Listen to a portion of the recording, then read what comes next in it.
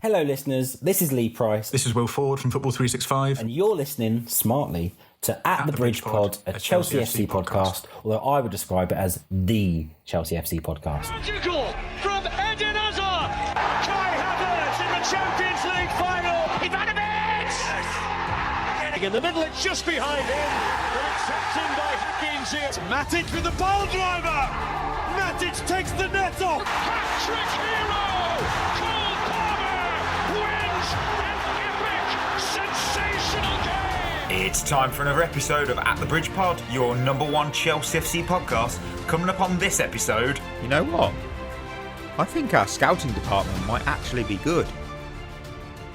Oh, welcome back, everyone, to another episode of At the Bridge Pod. I'm joined in a virtual room filled with lions. Hold up a minute. Hold up. We have a lion that we've never had here before. We have a guest lion. We have Ollie, he's here. But we have Loz here. Oh, Loz, introduce yourself. Listeners may know you from another podcast, but go ahead. Well, thank you. First of all, thank you for having me. I'm happy to make my debut, I guess. Obviously, we had Ollie on our podcast a few weeks ago. So I thought when Ollie asked, is anyone free to come on a podcast? I was like, of course, I have to return the favor. So let me make sure I do have time. But yeah, some people might know me. I'm part of the Chelsea Unfiltered podcast with CFC Pies. I have my YouTube channel, just my name, Laurenz Vescoli. So yeah, but I'm glad to be here. I'm glad to talk about the Gent game yesterday. Thankfully, at the moment, things are pretty good to talk about. You know, if you asked me this like 3 months ago, I'd be like, oh, really? Talk about Chelsea again? Now, I'm having a great time. That is totally fair. To be honest, I've said we will get to it, the game, but I've kept saying Gent and Genk and it's a different club. I know it's a different club, as multiple people keep telling me. I know, I get it. Do you know what, Mikey? You should get it wrong on purpose. So the way people correct you, it's extra engagement. Yes. That's what we do these days. Well, of course, welcome to the Friday show on a Friday, listeners. And of course, the question that Chris can't answer this week. I don't know if he's doing something. That's why he's not here. What are you looking forward to this weekend? I'll let the guests take over. Go on, Loz. What are you looking forward to? Games? Anything particular in your life? Well, I mean, if you put me on the spot like that, I am looking forward to Chelsea playing. I'm not looking forward to the international break starting after that. Yeah. But for now, I'm just looking forward to the next game, if I'm being totally honest. So that's my main thing I'm looking forward to, if I'm being, like I say, if I'm being honest. Chelsea on Sunday, can't wait already. Nothing do you know what? And it's nice to feel that way as well for the first time in a long time. Like, I've been excited for Chelsea games again in the past couple of months for the first time in, oh my God, I don't know how long. But I'm not doing much this weekend. I'm just having a quiet one. Ring the bell, tick it off on your bingo card. Ollie has a quiet weekend. Yes, I know I'm fucking boring. I know. I mean, look, I'm not going to lie. This week, outside of the Chelsea game, it kind of looked a bloody dreadful slate of games. I wasn't really excited by any of them. It would have been a non-Chelsea, but it's still Chelsea. It would have been United versus Chelsea in WSL, but that got postponed. So, yeah, well, look, I will not apologise then, listeners. I will tell you that I am looking forward to 2:30 p.m. on Sunday. London welcomes the Minnesota Vikings and the New York Jets to the Tottenham Hotspur Stadium. Sam Darnold. They're my team, technically, aren't they, the Vikings? Oh, yeah, I forgot about that. Oh, yeah. What? I'll be rooting for them. Oh, I'll use the horn. Sam Darnold, Aaron Rodgers, should be a good game. And no, I did try to get tickets when they're released, but I had more chance of finding a player over 30 at Chelsea because they were hard to. Yeah, there was just no chance. Right, well, I guess we're going to hit some news. Oh, it's that time of week. Check out the news you may have missed in the elevator Chelsea news. Chelsea staff don't want to risk anything with Reece James. The international break will help to keep working and to have him available in the best condition as soon as possible. Chelsea will play Newcastle in the last 16 of the Carabao Cup. Kai Havertz has said it's a nice feeling, but it would be even nicer if I can win the Champions League with Arsenal. It would mean a lot more. Cesare Casadei is not thinking about leaving Chelsea. And finally, the DFB has handed Bayern Munich goalkeeper Sven Ulreich a one-match ban and a €20,000 fine for calling Simon Rolfs a wanker. Game's gone. Mate, have you seen the clip? It is so I need funny. to. It's so funny. People recording him from behind the bench, I guess. And he's just stood up like, "Hey, Simon, you're a wanker." Game's That's gone. So good. Game's gone. Oh. What game do we live in? What type of world do we live in now where you can't call someone a wanker at the football? It's not even the most offensive word. It's just no, it's not. It's not even the most offensive word you hear on the day of the football. Oh my word! You know what? There's two quick things because it's been a quiet week for news. Because nothing dramatic's going on at Chelsea, which is nice. What happened? I was saying this to you the other day, wasn't I, Mikey? Yeah, it seems all the it's hit true. pieces and stuff, all the media, it all ends when Chelsea start winning. It's funny that, isn't it? Yeah, remember squad games on Sky Sports News? It just doesn't. No one cares anymore. Right. So I was reading through an article on The Athletic about Chelsea's discipline problem. I didn't know we had one until I read this article. And apparently we're on track to improve our results, but also we're on track to worsen our record for disciplinary. So apparently this is an issue because last season we set a record with 105 yellows and 4 reds. This season we already have 21 yellow cards in 6 games, averaging 3.5 per game. And if that continues, we would end up with 133 yellows by the end of the season. Jesus. But the thing is, though, how many of those games, I would like to know how many of those games are officiated by Anthony Taylor? Because every time we play against... Every time we play, when this bold fraud is on the pitch refereeing our games, every time we end up with so many more yellow cards and red cards than we usually would. I don't know what it is about him. Maybe he just doesn't like us. We had 14. It was 14 yellow cards in that game. Yeah, against plus Bournemouth. 2 off so the staff as well, wasn't it? Yeah. I mean, we have received at least one booking in every game this season, and a lot of them are for dissent and time wasting. So, do you know what? I'm pleased that Jackson stopped doing that, but everyone else has seemed to have started doing it. Yeah. That's true. If I can just make that a small topic, I hope you don't mind. Go. Because is it Go just me that feels with obviously how yellow cards are just handed out so much easier nowadays for you kick the ball away, straight yellow card. And we're not talking about kicking the ball away and punting it outside of the stadium. You roll it 10 centimeters like Declan Rice and you get sent off for it. Do you know what I mean? Or you speak to the ref and you're not the captain, even though that rule isn't officially in play in the Premier League, I think.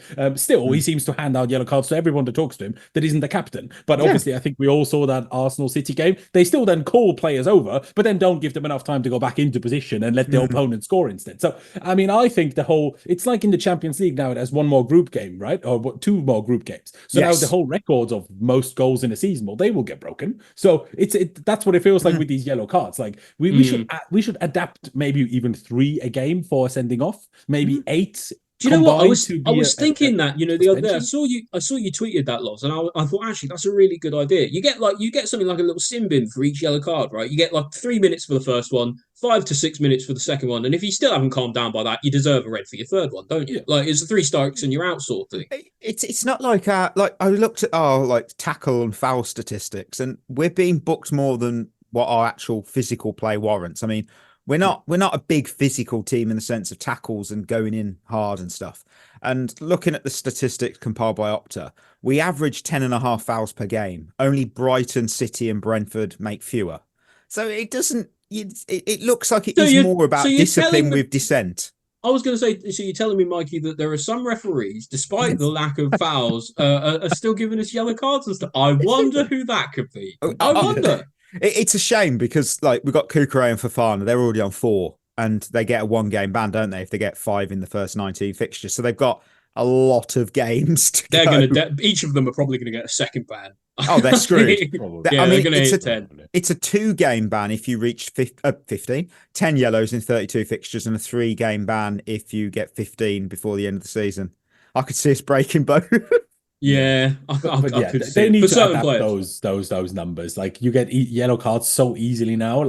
Has Cucurella even committed a serious foul this season? How is he 1 yellow off a game suspension? That's crazy. That's a good point. I can't remember of a distinctive. I mean, you might have to stick it in the Discord, listeners. But if I can't think of one bad tackle that Cuckoo's gotten and given. I can't remember a foul he made. Not like a properly deserved one where you think, no, there was definitely one. There was someone, I can't remember which game it was. It might have been Bournemouth, where someone was away and he cleared them out. True, actually. Now that you say that is true. That is true. Yeah. No, I think it was West Ham away, actually. Yeah, when they were on the counter. Yeah, you're right. You're right. Oh, well, we might have a discipline problem. We probably do. We do have one final topic, and it's CNK. He asked if we could discuss some of Maresca's comments in an article. And in this article, he challenged Mudryk and Christopher Nkunku to prove their worth in the Conference League, as they obviously haven't featured regularly in the Premier League. And Maresca emphasised that their current situation doesn't mean they won't feature more in future Premier League matches. But he encouraged the players to give their all when given any minutes, and they might might see the first team in the Premier League. I mean, what do you make of this? Because Nkunku, we joked about it the other day when he scored the hat trick against a team I've already forgotten about. Was it the league? Barrow. And it was, he's got to play. I remember Chris saying, and I was like, hot overreaction. He won't play. I was right. I mean, what do you make of it? It's a weird one, isn't it? I think for Mudryk, this is a more than fair enough statement to make from the manager. Yeah. On Nkunku, it's a bit like, but it's one of these typical press conference. Or I don't know what exactly the context of the response was. Was it a presser? Was it a separate interview? Well, whatever it was a journalist's question, regardless. And he has to say something, I guess. And I guess that's how he's going to spur them on, because he can't promise Nkunku starting in the Premier at the moment because he's not giving him those starts. So what else can he say? I guess, but it is rough, isn't it? Like, it's one thing now while we're in the Conference League, and none of the Premier League players mind not playing Conference League. But if we make top 4 this season and play Champions League next season, this whole rotating all 11, that's done, because the main starting 11, they will not be happy not playing Champions League. Like, you can do that now. Next season, that's not a thing anymore. So, well, like, the whole thing goes up a level, doesn't it? Like, so what was now the Conference League would be like the equivalent of like a lower league Premier League game. Like, if you're playing, I guess, like Forest now coming up would be that, I suppose. Yeah, maybe something like that, where if you know you're going to be playing in midweek against big opposition, then it just, the whole thing kind of shifts. I think the same number of games are going to get played roughly, aren't they? I think Nkunku's the one that Mudryk's a difficult one to assess because he's got to show a lot more. But Nkunku, he's getting a goal this season. He's getting a goal every 60 minutes. I mean, you can't. That's Haaland level. I mean, okay. It's hard to do better than he's doing. I mean, like, he's clearly a lot better in terms of like performance than the competition he's playing against, if you know what I mean. But like, it seems to be working for us. So I'm hesitant to change it, because it seems that I say, like, maybe Nkunku is this kind of super sub who plays in some of the like smaller games. He's too good to be that, isn't he? But look what he's doing when he is doing it. I know. Every 60 minutes, like, I know. Someone has said on Twitter about should Chelsea sign John Duran for 80 million? I'm like, why do we want a super sub for 80 million? Because we haven't seen. He's good. John Duran is a good player. However, we've only seen him playing as a super sub. You haven't. The ship sailed on him. Different. It's so different.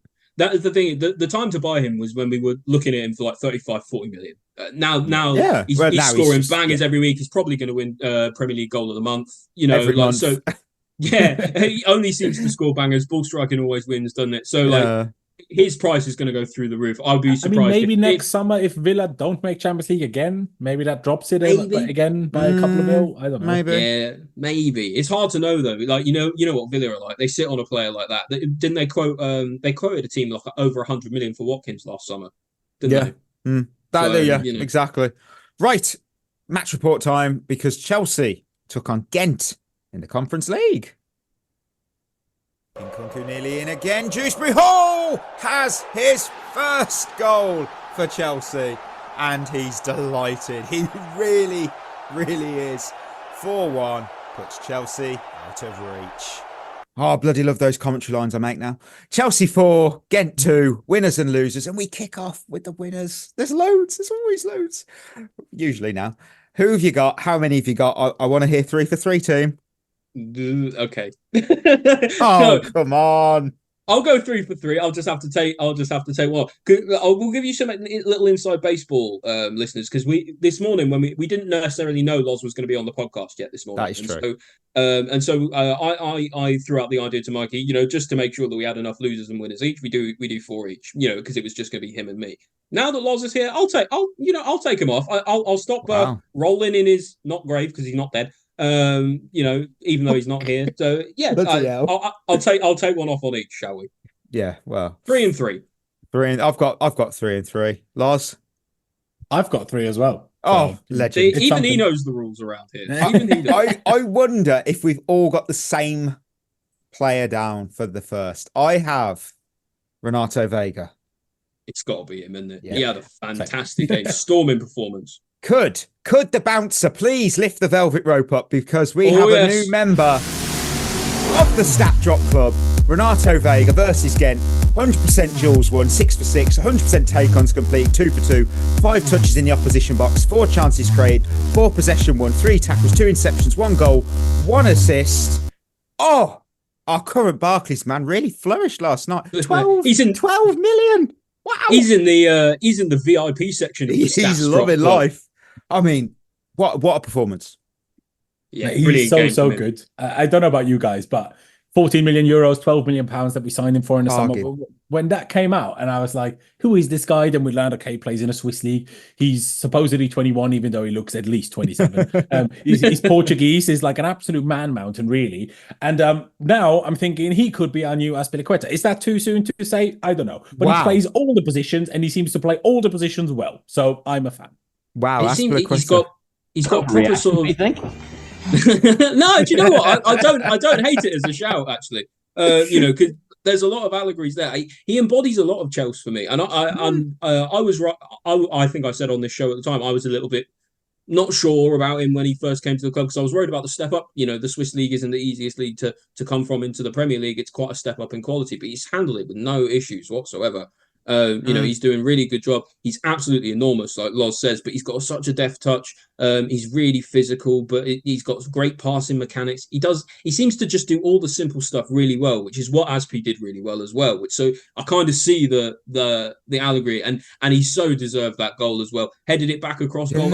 That's smart football theory as well. He's not going straight for one of the corners. He's not going straight at the keeper. He's heading it back across goal. And Nkunku was coming in if it wasn't going on target, but luckily he just steers it into the bottom corner. Beautiful goal. Yeah. Oh, Loz, did you have Veiga on your list, by the way? I did. Have totally. on my list. That's agreed. All of us agree on that. Who's your second winner then? My second winner, and if people know me, if people have heard me speak, whether it's on Twitter or my podcast or my YouTube channel, you will think I'm an absolute hypocrite now. But the next person I'm going to mention as a winner is actually Kiernan Dewsbury-Hall. Now, if people know what I've said about him, I've been very critical, not necessarily of him as a person, obviously, it's not his fault, is it? But as a signing, I still, even though I mention him as a winner now, and I will get to why, 30 million, I still don't really understand why it happened. I'm not sure if you potentially have spoken about that conspiracy theory on this podcast as well, but my theory is the reason why we signed him is that Leicester let us have Maresca. We needed to sign one of their homegrown players because they need pure profit just as much as we do. That's is my smart theory. I could be wrong. But yesterday, I actually thought, now, first half was okay. There was a couple of bad passes. My agenda was nearly running and I was slating him. But then he scored. And then that seemed to, I don't know, lift a knot or just allow him to be more free, because then all of a sudden he played so much better, I felt. Like, he had that shot from outside the box that the keeper saved well. And weirdly, and I know this, we're here to talk about football, but what even won me over the most, I watched a fair few of the post-match interviews yesterday, and he spoke so well in all of them, whether that was with 100%, who did the coverage with Joe Cole and Peter Crouch, but also with Chelsea TV. He spoke so well in all of them in terms of like how much of difference it is in terms of going from Leicester to Chelsea, the level, the demands, the standards. How he spoke really well about the manager as well. I think he made the manager come across really well, and he didn't put himself in a position, I'm this poor victim now that doesn't get to play every week when I really should. But he wasn't like that at all. He was like saying, it's a different level. I'm going to find my, finding his level, playing with players that are like him. And he's just saying, well, all you can really do when you get a chance, play as well as you can. In training, do as well as you can, and give the manager a decision to make. And that's what he did that with yesterday's game. After I was really impressed with his attitude in that interview. He came across 100%. so well. And Loz, you know me, like you and I have had similar views on Dewsbury Hall. Like, I similarly was a bit baffled by the signing personally, but God, you can't help but root for him when he scored his first goal, like, and the way he was like celebrating. Veiga pushes him back towards the crowd to celebrate once again. It's the little things like that just really shows the togetherness of this team, and he hopefully he can kick on now. Yeah, Ollie, who's your second? My second winner is Pedro Neto. Thought he started the game a little slow, but actually I thought he came in. He sort of slowly grew into it. And eventually did really well. Got his goal, brilliant finish. Axel Disasi, sort of line breaking pass over the top. But Neto really kind of does all the work. He muscles them off muscles the defender like away from the ball in the shoulder to shoulder, and then beautiful volley into the roof of the net from quite a tight angle as well. So I was really, really impressed with him. He seemed to be a player that's got bags of confidence at the moment. And I don't know, maybe I know what I said on the other podcast the other week about Noni sort of sticking with Noni because in the league because of how he's playing, and if it ain't broke, don't fix it. But Neto is making that decision harder and harder to make every week right now. Yeah, what do you think, Lars? Pedro Neto yesterday. It's a weird one, isn't it? Because he did good, scored a nice goal, played a decent game, tracked back and did everything well. Did I feel he did enough to win the, say, Premier League right wing spot from Maresca? Personally, didn't, if I'm honest. I've seen it's a bit too early still, isn't it? Exactly. I just don't think he's done quite enough yet, but he's slowly getting better, so it's already positive. Sometimes you see a player and you see zero improvement for God knows how many months, and at some point you're like, well, will we get what we thought we would get at any point, or will it never happen? But we're already seeing, like, compared to the first game we played, or to be fair, maybe the first game is a bad comparison, because against Wolves he actually was good, obviously assisted João Felix and everything. But after that, there was a couple of games where I wasn't particularly impressed, but it was against Servette, but it was against Palace. Wasn't that great. But, that finish yesterday, I did enjoy it. And what I'm a fan of, similar to with Dewsbury Hall, even though there was only one short interview that I've seen, what I'm really impressed by, and God knows how long it's going to last, but for now it is, and I'm happy about it, that the attitude of all of them, even if they're not in the Prem team, even if they're not in the main team, is really, really good. Ollie, you yesterday sent me like this interview by him. I didn't manage to read through all of it, but I glanced over the first few paragraphs, and that's essentially what I'm on about, isn't it? He's like, yeah, well, at Chelsea, the level is higher. It's making me work harder. And I'm like, that's what you want to hear from these types of players, isn't it? So that's what Dewsbury Hall said as well in the interview yesterday. 100%. There seems to be like a lot of these players are on the same page with that sort of thing. And so, it's not... A lot of people going into the season were worried about, how is Maresca going to keep all these players happy, playing in different competitions, rotating all the time? Are people going to, be happy? But it seems they are happy. Like, at the moment, maybe, and that's because we're winning, it seems like everything's working, but it seems like for the first time in ages, everyone at the club's pulling in the same direction, and that really matters. Right, my second winner, Enzo Maresca. Honestly, no matter who's on that pitch, it's clear that he's actually instilled a strong identity in this team, and the competition is fierce. I mean, we know we spent £1.5 billion, and we have a good squad depth of 40 to 80 players. But the point is, every player. Because we've got 80 players, every player that gets a chance has to give maximum effort. Because and this is a less glamorous. Maybe it's not the biggest game. Maybe it's not, Premier League. It's not Chelsea. It's Chelsea, Arsenal, Chelsea City. It don't matter. The players really committed and showed maximum effort. And even in like the aspects of the game people don't enjoy, tracking back. And we saw it, commitment, we saw intensity. And it's actually hard to now imagine many dull Chelsea games this year. And that means I have to eat some humble pie, because I said the other week we were boring to watch under Maresca at times. Not anymore. I'm wrong. We're really, I'm enjoying games. Like you said earlier, we're looking forward to the next game. Dare I say you might want to hit the overreaction button. Dare I say, when was the last time that a Chelsea manager came in and instilled his identity so quickly? Tuchel. I'll say no more. It's got to be. It has to be. I mean, I think we're being nice to Tuchel here, because remember that first game? That was the most dull 0-0 anyone has ever seen. Ever. Yeah, it wasn't great. Was that Wolves? But it was that Wolves? That was Wolves. It was 0-0. Oh, bloody hell! Yeah, it's been incredible. I'm chuffed. I really. Did you guys hear this stat? Can I just, because we're talking about Maresca? Yeah. The last time Chelsea scored 4 goals in 3 consecutive games was 4,367 days ago. Wow. That was in 2012. Bloody hell. Isn't that crazy? Oh my word. That's mad. Yeah, over a decade ago. Absolutely outrageous. And listen, I get that the opposition weren't like the strongest to have to play against, but you can only play what's in front of you, can't you? And we've played a lot of dross teams in a row, like in that 10-year period, and we still haven't done it. We didn't score 4 goals against Wimbledon on the Poch last season, did we?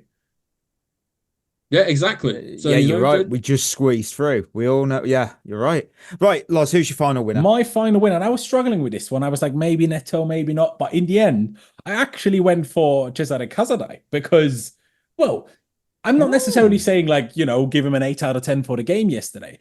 But I think the way also Maresca spoke in the post-match press conference, he's very much full of praise for Casadei, and he's very much saying, well, when we are rotating and we have this big physical number 6 in there, because obviously when Casadei was at Leicester under Maresca last season, he didn't use him as a number 6 at all. He used him as kind of a number 8, maybe even sometimes as a number 10, which from what we had seen of him in pre-season with us last time, I was like, really? Why is he playing higher up the pitch? So I think where he's playing now is makes a bit more sense, but you can still see, like, on the ball, good, first time passing, keeping it simple, doing the simple things well. The dual stats weren't brilliant yesterday, but I still think, like, I mean, who would have thought that by the time we get to October 3rd, which obviously was yesterday, Casaray would have started 2 games, one of which in the cup, obviously, and it was a League 2 team, but still. And then another one in our Conference League game against one of our group pot 1 opponents. Like, no one saw that coming. So, fair play to him. And he wasn't exactly awful. He didn't, like, completely mess up his chance. So I think well done to him. And he's taken this chance that will actually kind of tie into my first lose as well when we get to it. I think the opportunity that was given to Casaray through that, he very much took so far. And I'm positively surprised, if I'm honest. Yeah, I mean, that's perfect segue for my final winner, improving players. First name on the improving players list, I've got to say Mudryk. He had a great first half. He had a decent second half. He got into good attacking positions. He made so many runs in behind, got an assist, bloody good assist as well. Dewsbury Hall is another, was brilliant throughout, scored a goal, had his head up, ready to make a game-changing pass. Loved what he brought in. And Lozzie's pick, Cesare Casaday, took on his central role well. He was good under pressure. All 3 deserved a mention because they were improved. I was so honestly, we get some bad rap on here saying, "Oh, you just don't like these players." No, I want them to do well. They play for us. I want them to succeed. I want them to flourish. And yesterday, that's 2 names on the list. Mine's Mudryk, and I think it's usually Ollie or someone else who says about Dewsbury. They were good. That's what we want. Yeah, it's nice to see it. We want to see more of it. We just haven't seen enough of it so far. That segues into my my third winner as well, which is Mykhailo Mudryk. I think I texted you this, Loz, the other day during the game. I said he went a whole half without doing something absolutely brain dead. And in fact, to be fair to him, he went a whole game without doing something. And isn't that incredible? Almost deserves a standing ovation, really. Yeah. It does really, because when is the last time you've actually seen him do that? Basically never in a Chelsea shirt. So the improvement game by game for him it's clear to see. Got the assist, really nice cross down from the right for Veiga's goal as well. I thought the chance was gone, and he turned it into something. Would I like to see him a little bit more, going man for man on the touchline a bit more? Yeah, but it's baby steps. Like Maresca says, Misha is Misha. So we got to be patient with him while he's here. Yeah. Who's your final winner, Ollie? That was Mudryk. That was my final winner. Oh, right. Oh, well, fair play. I mean, yeah, we've all got to credit where credit's due, and it's that assist. Renato Veiga finishes it off, but he was. Doesn't happen without him, though, does it? Exactly. He gets in a good position as well. So takes the gap. And he said thank you after. Did you hear that Veiga played 25 passes to Mudryk alone yesterday? Wow. Crikey. And we've brought that up on the show about how many players weren't passing to Mudryk. So all Mudryk really needed was Renato Veiga in the team. Now we know. Yeah. Yeah. Exactly. There you go. You're right. Right. Of course, there's been winners, and that means there's losers. And you know what? I want to kick this off because I've put down our defense because it was very weak. It was very weak. Badiashile was certainly not Goodiashile. And I'm devastated. I'm devastated to see How have I never heard this before? I'm so sad his drop off from the player he was under us because our defense overall, they were as weak as a mobile phone signal in the mountains. Just couldn't connect. Just could not connect with each other. Our central defenders last night were for me our weakest point. And maybe if I look more to the right side, I've got Disasi at right back. That does not work. That doesn't work. And it still doesn't work, does it? No. The first goal we conceded, if you pause it and look at the players in the penalty. It looks terrible, doesn't it? You see a group of high-vis shirts and a group of blue shirts. There's 5 Gent players together and only Tosin. Why is it all on him? Let's help him out. He's so outnumbered. Listen, I get having confidence in your teammates, but that might be a bit much. Yeah. And I'll go on. The second goal, Badiashile doesn't close his man down quick enough. Disasi looked like he was on a casual Sunday stroll around the park. Both goals, both avoidable. It doesn't matter in the grand scheme of things because we'll probably finish top 8 or whatever we need to be. We won 4-2, but bloody hell, come on. Yeah, get a grip. That segues nicely into my first loser. Loz may well have him as well. Shou. My God, it's sad to see the man he's become. It's interesting because Maresca's actually said about him that he's unlucky not to be playing in the Premier League, but at the moment I just can't see it. Wow. Like he just seems to really have a mistake in him. We were talking about it in our group chat, weren't we, Mikey? About what has like gotten into him lately, and a lot of us were kind of led to believe that Thiago Silva was kind of telling him where to stand and where to be, and that was helping him a lot. And now that he's not here, maybe that's making a difference. Do you think no one's giving Potter the credit, are they? Yeah, I suppose so. He was good under Potter. Do you think Maresca was being sarcastic there, saying he was unlucky because, in the sense of last season with all the injuries, he would be playing because everyone else is out injured? I can't say. There's no way he makes the team. He can't make the team. No, at the moment he's nowhere near. It's so sad. I really it's sad back to his best because I'm a believer in the Church of Shou. I'm a big follower, but unfortunately at the moment he just can't put it together, can he? Yeah. Who's your first loser, Loz? Well, Shou was one of them. So I don't know if I should mention him now or not. No, add your bit. Exactly. So, I mean, what can I really say? I'm asking myself the same questions as you two, because you watch him play and you compare him to that player that we saw in the first 6 months here. And I mean, Ollie, wasn't it you nearly opened a whole new church, the Big Ben church. You were that hyped by him, and understandably and rightly so at the time. And now you watch him play and it's not even that he just does things super badly all the time, but he just looks like he has no confidence. He can't. It's not like he misplaces every pass, but the amount of silly mistakes he just makes, and it's just I don't know what's happening. Maybe it's a concentration thing. There's something going on, but it's just like Mikey said, he's not good Yashil at the moment. Yeah, I don't know if he just can't concentrate on what's happening, but yeah, it's not going well for him. Loz, who's your second loser? See, my second loser, and I'm intrigued what you think now, because he didn't feature yesterday. But that is, in my opinion, what makes him one of the losers. Because my second loser is actually Romeo Lavia. Because now in hindsight, I do not understand at all why he is not in the Conference League squad. Like, it makes zero sense to me. Like, what? Is he going to start over Caicedo in the Premier League? Probably not. So then what? So then what happens? So does he just not start any games that aren't cup games until we get to the knockout games of the Conference League in March? Like, it's just, when is he going to get minutes? Like, we talk about, okay, we want to rest him and not overdo it after his long injury last year. I get it. But if he's only going to play 10, 15 minutes off the bench every game, well, then he's not going to start improving either. Like, we signed the kid at 19, then he spent a year injured, now he's 20, and now he's going to play 20 minutes each until Christmas. Like, I just find this little bit baffling. I get the principal idea, rest him like for Fofana and not overdo it after long periods of injury.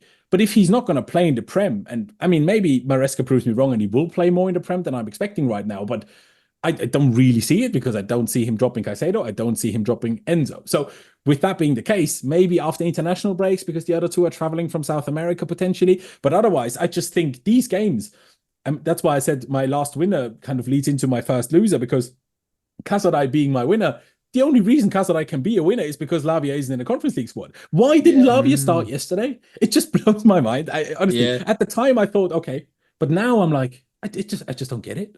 Yeah, I'm in full agreement with you, Loz. It seems to me that, I don't know, so for whatever reason, Maresca made his choice on that. Maybe he just had a lot of trust in Casadei. Maybe he just didn't quite trust Lavia off the back of his bad injury. Wants to reintroduce him slowly. But then he started him against City, so like, I don't know. Like, maybe he jumped up a bit quicker than everyone thought he would. Obviously, he was our best player in pre-season, wasn't he? So I don't know. It's a really difficult one on him. Like you said, Loz, I think he will end up playing. He'll probably start against Liverpool, I would have thought, after the international break, because Enzo and Caicedo will be coming back from far away. But you're right, it's not enough, between now and January. Right, my second loser, and it's a small. I want to make that clear. Small section of Gent fans. I'm not sure if listeners or one of mine.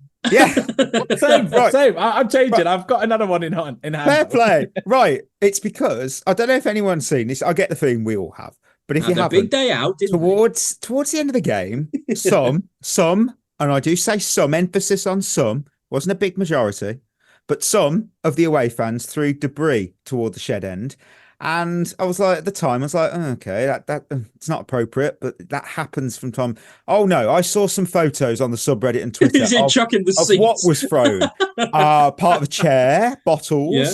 Some also users pointed out that the Zola banner was torn, as well as the Bobby Tamlin banner. That upset me.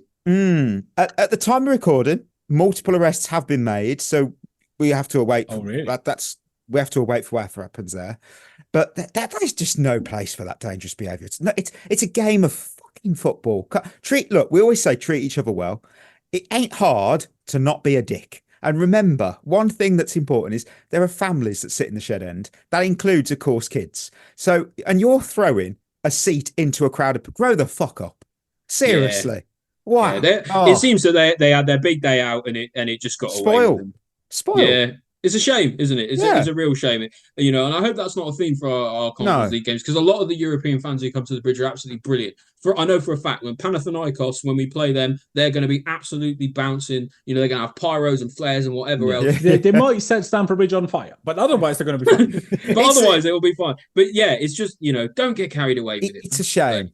It's a shame because it is always that small minority, because we've said it before. There's a lot of Chelsea are infamous for what's happened when Chelsea have gone to away games, and it is a small group of fans that always spoil it for everyone else.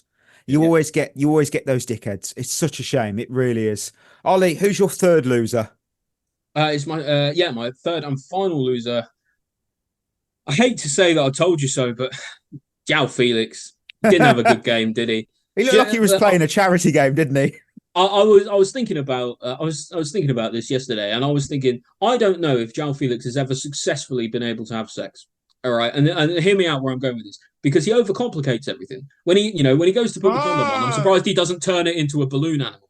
Right, because every time he gets the ball, he seems to do a cutesy turn, or he tries to overcomplicate it in some way, and I'm just like, for God's sake, do the simple stuff, because he's so talented. Oh, and if his brain matched up with what his feet can do, he would be one of our best players, I think, because he's got so much talent, but he just overcomplicates it so much. It's like he's playing like a player who's already won 5 Ballon d'Ors.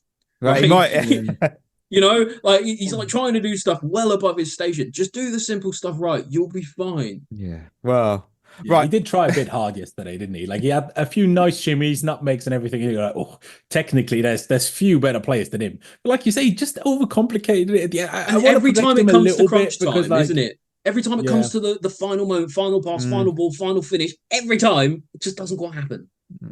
Yeah, I want to protect him a little bit, because in the first half, Dewsbury Hall didn't yet find his feet quite as much, so all the creating was kind of left to João Felix in the centre, and obviously he sort of had the opposite game, deep, didn't he? And made that area of the pitch very tight. So it's not an easy task, but no. And when you're standing in the 10 for someone like Palmer, who plays so well every week, the contrast is going to be there, but. He is playing in a lesser competition as well. He kind of had the opposite game to Dewsbury Hall. Dewsbury Hall grew into the game and he kind of faded out of it. So yeah, I just want to see him do the simple things better. That's the big thing for him. Yeah, right. Lars. Who's your final loser? Well, like I say, it was initially the Gent fans, but I did have someone else in mind already, and it is maybe a bit of a harsh one. And we already spoke about him positively earlier, but kind of Christopher Nkunku.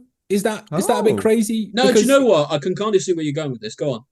Because he did score in the end. Good goal, even though it obviously was a bit weird how it kind of went through the keeper's legs. But it was just a clinical finish, the kind of goal that Nkunku will score you.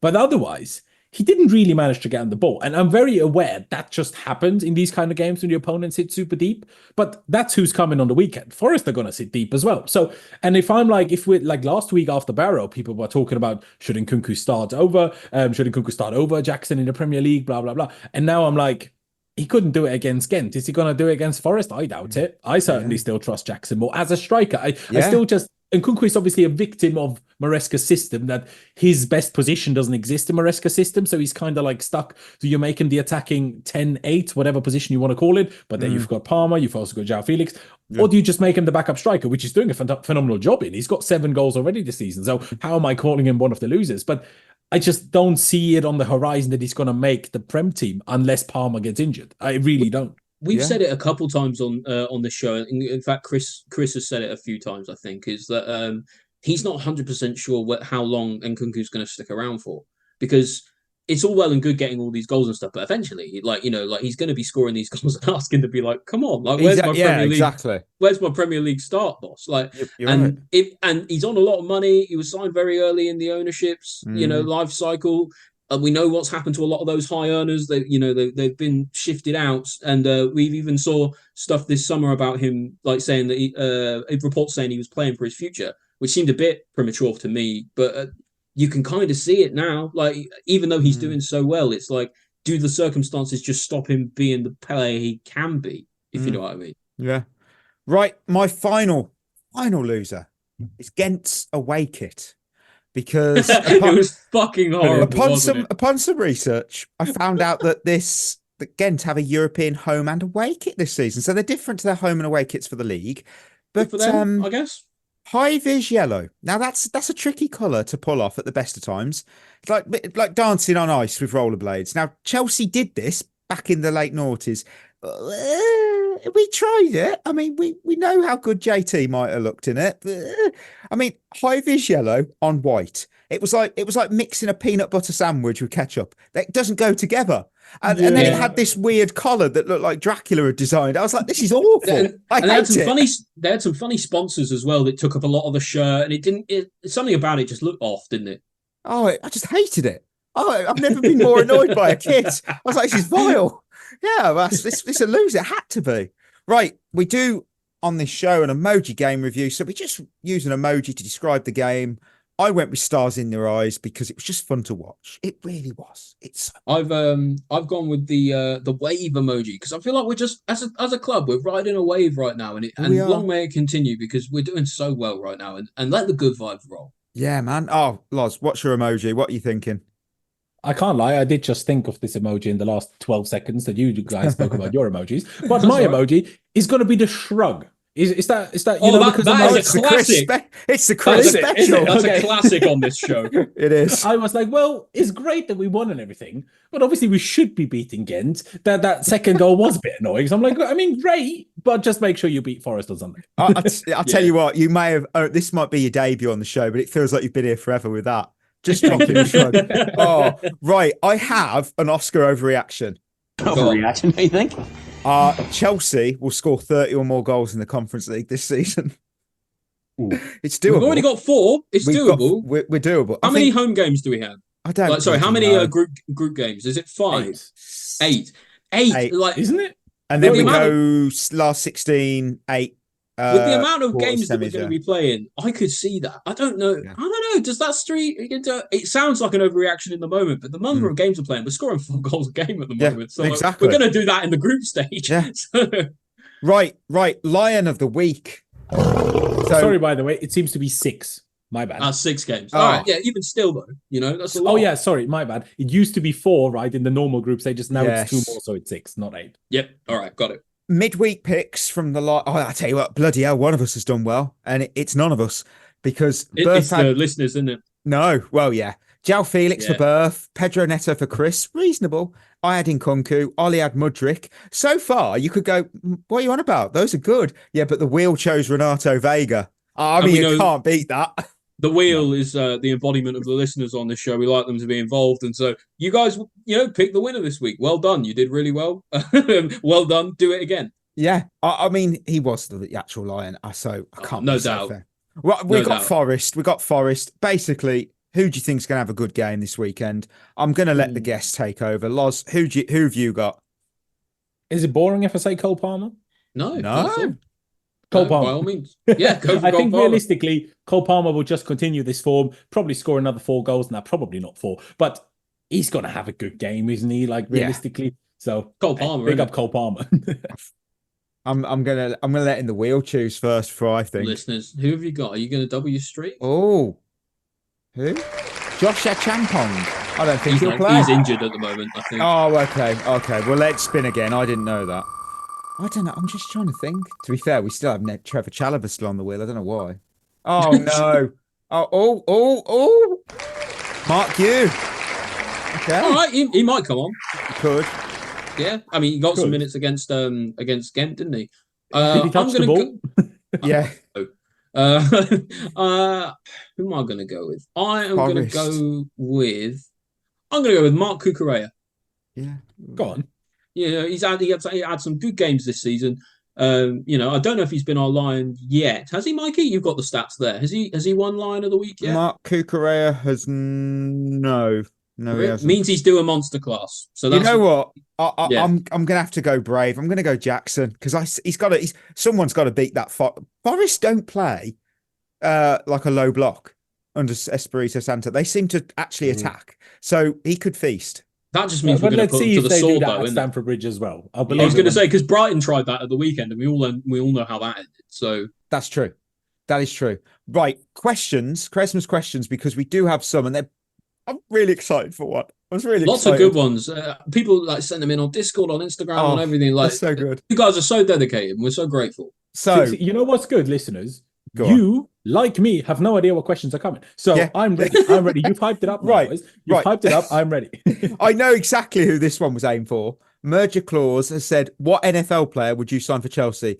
And they've said Bijan Robinson, Falcons as a striker. Yeah, I think that's a great shout because he's very quick and strong. I already have one. We need a centre back. We need a strong player. I'm going Cleveland Browns, Myles Garrett, because that guy is a beast. If you look him up right now, listener, and you'll go, "Oh wow." Wow, you would not want to fight him. Everyone who's not in America has just like been like, who? Well, funny enough, we have Steelers fans that listen to this pod and now just be thinking of Mason Rudolph. And now, listeners, you're like, well, what's Myles Garrett got to do with this Mason Rudolph? Google it. It's very interesting what happens with his helmet. So yeah, I had to do a bit of research on this because I'm not the biggest NFL guy. I was looking at some players, and I actually don't. It didn't necessarily stipulate it had to be a current player, so I thought I'd pick someone whose name I knew and whose legacy I kind of understood. And I went with Rob Gronkowski as a goalkeeper. He's big. He's got good hands, like he's quite quick off his line. Like he seems like he would be the perfect archetype for a goalkeeper, properly commanding as well. He's a legend of the game. He knows how to win championships. You got to pick Big Gronk. Okay, Lars, have you got anyone? Not a problem if you don't. I do actually. I wasn't obviously ready for this, but I do actually have random NFL facts in my head. And I know supposedly, maybe this has changed since I heard about it, but supposedly the fastest player in the NFL is someone called DK Metcalf. Seahawks. Exactly. So I was thinking, if Mudryk is ever not available, we just get him in. Yeah, I mean, I'm all for that. He absolutely loves candy. If you look up what he eats, that's literally apparently his diet. I don't believe that's all he eats. That's just not possible. I don't believe it. He's on the Havertz diet. I absolutely love it. Right, and I will pick another random question. Oh, you know what? Chelsea KJK, who said, which is more important to sign January? A quality goalkeeper, centre-back or striker? I think for me personally, it has to be a goalkeeper. I think the biggest golfing class we have now, if you were going to sign an elite centre-back, an elite striker or an elite goalkeeper, the biggest gulf we have between the players we have now and that elite player is a goalkeeper. And I think an elite goalkeeper wins you 12 points a season. That's invaluable. For me, get Gronk in. One player who I had on my mind was Diogo Costa until I watched him against Man United. Fuck's sake. Yeah, he didn't look good, did he? Weren't a great game for him. I mean, his release clause should be dropping a little bit. What do you think out of all those three, Lars? It's so tough, isn't it? Because like Ollie said, in terms of the actual first choice and closest to elite level, it's definitely goalkeeper. But I'm also thinking, say we get an injury in the position, Jurgensen is not very different to Sanchez. So that's all right. But we just spoke about not Goodyear Shield. If Cobble gets injured, we are absolutely screwed. Yeah. I mean, can I just say, before we move to just do the Hazard Headliners game, I've just forgot, I didn't use Chris's winners and losers list. I'm so sorry. It's just in my tray. It's just sat here. So I'm going to read it. Let's hear it. Let's hear the grumpy little gremlins. So people who tuned out have missed a classic here. So Chris chose three winners, sorry. Veiga, brilliant performance all round, topped off with a great goal. He's actually developing into a really important member of the squad. Cassidy, quietly fantastic last night. Good use of the ball and looked more comfortable than previous games. Mudryk, actually thought this was his best overall performance in a Chelsea shirt. Got an assist, looked a threat all night, but still struggles with the end product. Yeah. Losers, we were all agreeing here. Defending, our out of possession problems will cost us this season. Our attack is brilliant, but they have an off day. I think someone beats us 4 or 5-0. Transitions are a real problem, and if they beat the initial press, we're far too open. Badiashile did some good passes, but his defending was questionable, and he did give a lot of possession away. And finally, this could be similar to Lars, omitted players. This isn't really a loser, but I feel sorry for the players not playing, even though I understand it's because it would be good for them to experience European nights at the Bridge. Yeah, but we were all on the same wavelength from that game. Thank you, Chris. We appreciate you. In terms of omitted players, right? So obviously, a lot of us thought, where on earth is Carney Chukwuemeka? Why do we have 2 goalies on the bench and Chukwuemeka isn't there? Turns out he was actually supposed to be in the squad, but then fell ill the night before, and that's why he wasn't involved. So it's nice to know that he's still on the periphery of the squad like that as well. Like, because I remember there was an interview that came out with Maresca a little while ago about Carney that said, like, no, we're looking to, like, you know, send him on loan in January where he can play a lot of games. And but it's good to know that he's at the very least, like, would be considered for the Conference League games because he's good enough for that exactly. kind of game. Exactly. Sorry about that, Chris, though. I left yours to the end. I don't know why I forgot, but I'm very sorry. We have a new Chris now. Yeah, well, I mean, yeah, that's what you're just keeping people on your toes. They don't know what to expect. Exactly. So, you know, right. We'll close out with Hazard's headliners. Our little game. What it is? It's I pick a player who's been in the news this week, making headlines. Whatever. You get 5 clues to guess who it is. You work together. They become gradually easier, helping you narrow down your options, make you guess. So, is it always Chelsea related, or can it be anybody? It could be anybody. Okay. And recently, we've actually had a huge theme of players being in the news due to retiring, be it internationally or altogether. So we had Varane, Szczesny, who's now out of retirement, Jan Sommer. And I bet some people out there are thinking, this week's player started his career at Real Sociedad, didn't he, Mike? Well, I'd say no, he did not, because it is not Anton Griezmann. So that's what I was thinking of. I was so tempted, and I thought, I can't. We had too many retirees. So, first clue. He started his career at Masala in Serie C. Wow. Second, he has played in 5 Champions League finals, but he's only won the competition once. Oh, that's brutal. Yeah. That is brutal. His teammates include Emmanuel Adebayor, Sami Khedira, and Ruud van Nistelrooy. Fourth, he has played in the Serie C, Serie B, French Division 2, Ligue 1, Premier League, and Serie A. I'm narrowing it down. I'm gonna have a guess here. Is it Paul Pogba? No, I have seen that news though tonight. Yeah, he was in the news. Yeah, I don't know. Maybe he started at Metzar. The 5th clue. I think this gives it away. He had his contract terminated whilst playing in Ligue 1, and then he rejoined the Premier League. He did something that got his contract terminated. He didn't just agree to mutually terminate it. The club literally sacked him, I'm pretty sure. Oh, no, do you know what? I'm not sure on this. It was from Marseille to West Ham. You can't get sacked from Marseille. Have you seen who plays for them? I'm pretty sure, if I'm not wrong, he kicked a fan. Oh, yeah. Wait, didn't Patrice Evra do that? That is exactly who it is. Oh, he played in... Yeah, that's who played in all of those places. The reason he's in the news is purely because he said some shit on Sky Sports News and Mikel's podcast that made me just go, what? So on Sky Sports, he said about Ten Hag saying, we're going to keep saying if he loses those 2 games, he's going to get sacked. But from experience, every time we thought he's going to get sacked, he always wins those games. So I'm not worried. And then on Mikel's podcast, he claimed that 2 weeks before retiring in 2013, Sir Alex Ferguson told him Cristiano Ronaldo and Gareth Bale agreed on joining United, but the club didn't want to spend the combined fee of 200 million for him. There is no way that Real Madrid were going to sell both of those for 100 million each, or even the other way around, 150 for 50. What? I don't believe that. If it was going to work, like if they were going to make it work, and Man United just couldn't put the money together, that's a generational fumble. But also, surely you get at least one of them then. Yeah, you'd think, wouldn't you?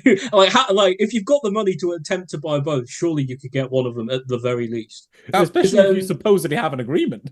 Because they were. I remember seeing the clip, and they were saying that they were making the new FIFA game at the time, and Bale was on the cover of it, and they had to make 2 covers. Oh my word! Yes, they did. and one with a Man United shirt on. So there clearly was some merit to the story. Yeah.